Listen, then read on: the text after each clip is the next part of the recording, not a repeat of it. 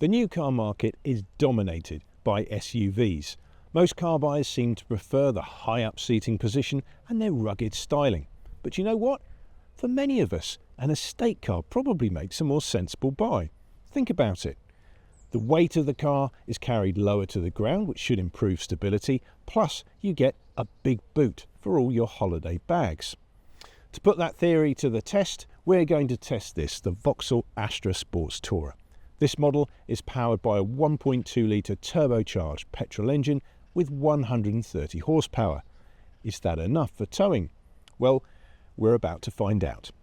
In the course of this review, we're going to concentrate on what the Vauxhall is like to tow with, but we'll also touch upon what it's like to live with every day. We'll have a thorough look inside the cabin and consider value for money and running costs before we sum up our view of the Vauxhall. When you've watched the video, please do remember to click like and to subscribe to the Camping and Caravanning Club's YouTube channel. Click on the notification button to make sure you never miss a video again. For this test, we're using the Bailey Discovery D44, which the club has on long-term loan. It has a mass in running order of 1,102 kilograms. The Vauxhall has a curb weight of 1,421 kilograms. That gives an 85% match figure, as usually recommended as a sensible maximum for stable towing of 1,208 kilos. One word of warning though, you do need to be careful.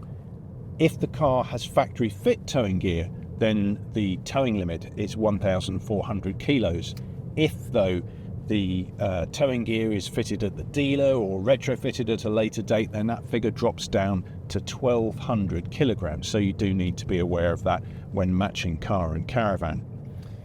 Now, although you've only got a titchy little 1.2 litre engine, performance isn't too bad at all. It certainly doesn't have the mid-range pulling power of a really good turbo diesel, but it's a reasonably lively little engine and it does cope with a caravan the size of the Bailey.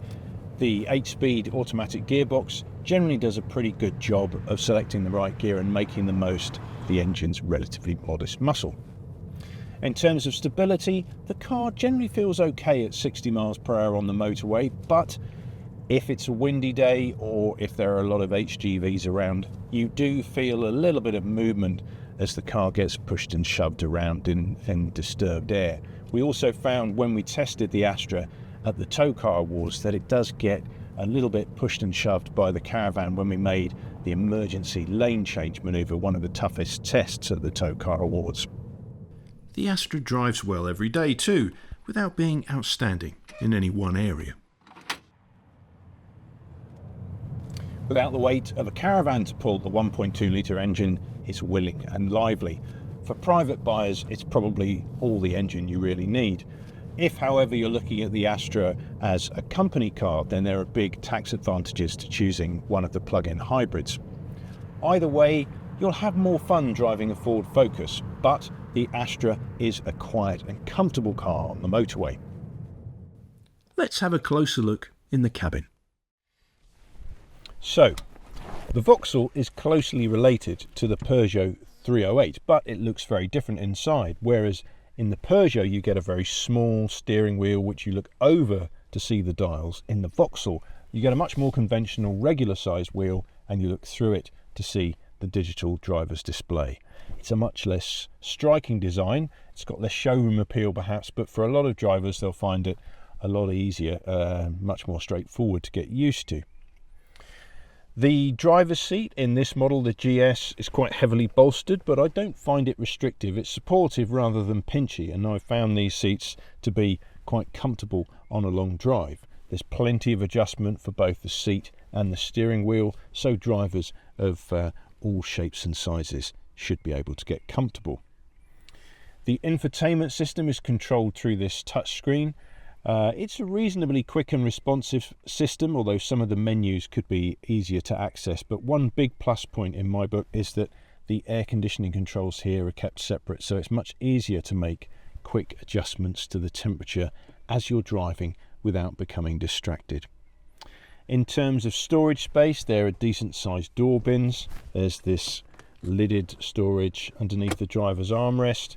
Got twin cup holders as you'd expect between the driver and front seat passenger, and there's more storage here at the base of the centre console. So that's a quick look at the front of the car.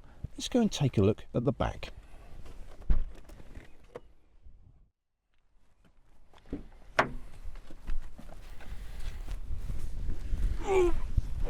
So as you can see, it's taking me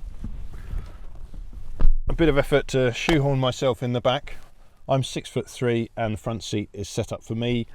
Someone a bit smaller would obviously have more room, especially if they were behind a shorter driver, but in some of the Astra's rivals, cars like the Skoda Octavia estate, there would be a lot more rear seat space, even for someone of my size sat behind an equally tall driver. There are some good points though. You've got air vents between the front seats to keep rear seat passengers at a comfortable temperature. There's a USB-C port for charging devices, although it'd be better still to have 2 of them. There are Isofix mounting points, as you'd expect these days for child seats. They're tucked away behind these little zips here. So it would be practical enough for carrying younger children, but it is a bit tight for full-sized adults. Let's go and have a look in the boot.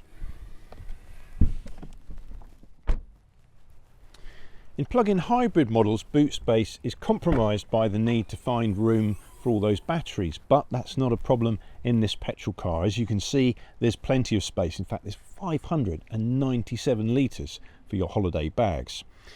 Now, in this model, you have a false floor, so you can set the floor, as we've done here, to its higher setting. You have a nice flush opening to make it easy on your back when you're loading heavy items, and then you've got a bit of space, hidden storage underneath the floor. Or you can lower the floor down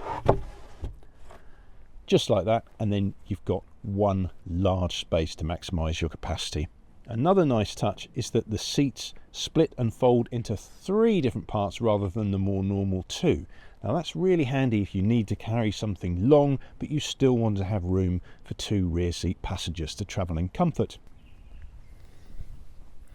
The towing gear on this particular car has been retrofitted, which means there's a 1200 kilogram towing limit rather than the 1400 kilo maximum of cars with factory fit towing gear.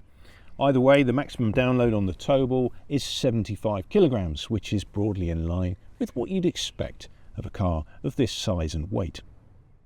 The Astra is good value for money. At the time of our test, this model is priced at £33,565. Research by What Car magazine, the club's partner in the Tow Car Awards, suggests that big discounts are available. Fuel bills should be low. We saw 26.6 mpg while towing the Bailey. The Astra is a solid performer. It's secure at motorway speeds, although it is pushed around a bit in an emergency lane change, and the towing limit is rather low. In everyday driving, it performs well enough, with a comfortable ride and decent acceleration, but rear seat space could be more generous. All told, it's an easy car to like, but perhaps a tougher one to love. When you've watched the video, please do subscribe to the Camping and Caravanning Club's channel if you haven't already. Click on the notification button and you'll never miss any of the club's tow car, caravan, camping and motorhome content. If you've enjoyed the video, feel free to click on the thumbs up button to like it and let us know what you think in the comments.